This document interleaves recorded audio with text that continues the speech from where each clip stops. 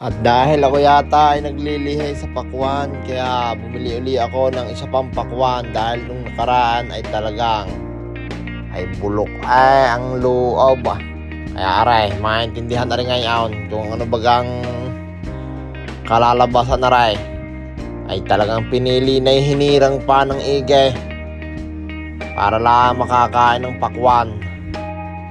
Hinugasan ko muna at gabukain para maganda-ganda kainin. Ayan, ready na.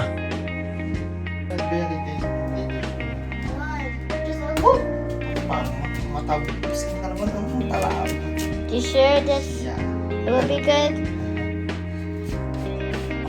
Can I try? Yung nadali din si Bless. Wow, nadali. At yung sagap-sapa na ng pangangain. Sa sobrang tamis ngayon, nadali din.